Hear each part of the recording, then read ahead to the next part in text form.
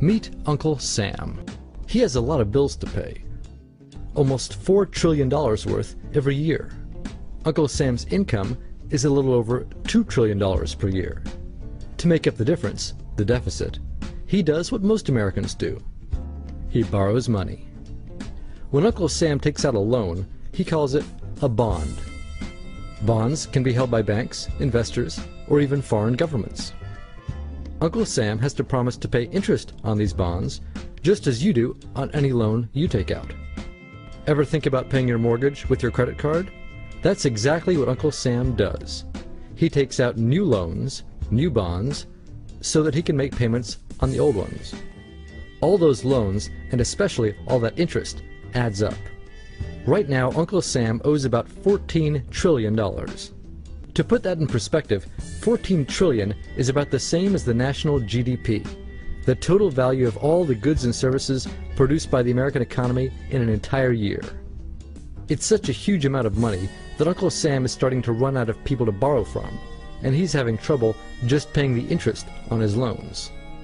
The obvious solution would be to either cut spending or increase taxes.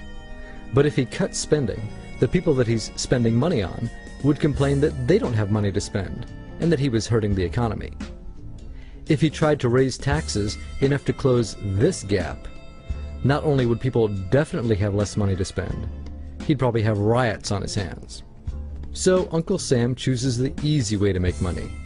Just make it. He calls up the Federal Reserve, which is our central bank, and, like magic, dollars are created and deposited in banks all around America. The problem is that the more of something there is, the less it's worth.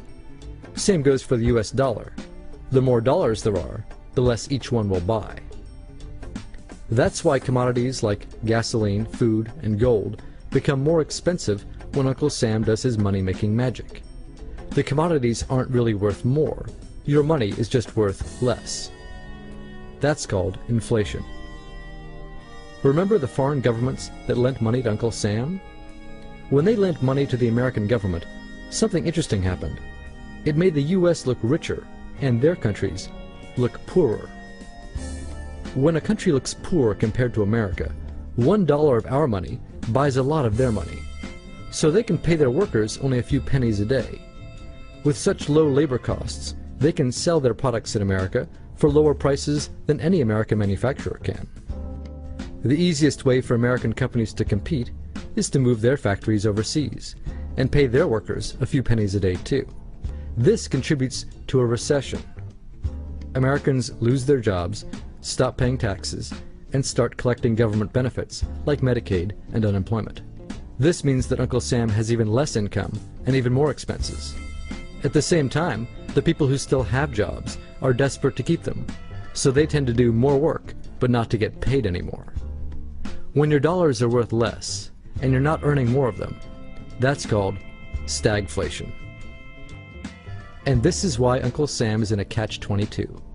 He can't raise taxes or cut spending without making the recession worse. And he can't have the Federal Reserve create more money without making inflation worse. For now, he can keep borrowing money, but since he can't even pay the interest on the loans he already has, it just makes his inevitable bankruptcy even worse. Whether it's in 2 months or 2 years, the day will come when Uncle Sam can no longer pay his bills. When that happens, the banks, investors, and foreign governments who are counting on that money won't be able to pay their bills. You see, just like Uncle Sam, governments, banks, and corporations don't actually have much money. Mostly, all they have is debt to each other. If one link in the debt chain stops paying, defaults, the whole thing falls apart. If investors can't pay their bills, corporations won't be able to pay their employees. If banks can't pay their bills, you won't be able to take out a loan, use a credit card, or even withdraw your savings. If foreign governments can't pay their bills, their own banks and corporations will have the same problems. That's called a global economic collapse. It's never happened before, so nobody really knows how bad it will be, how long it will last, or even how we'll eventually get out of it. The house of cards has already been built. There's no painless way to dismantle it now. All we can do is to educate each other about what's actually going on, and to prepare for what may be very extraordinary circumstances.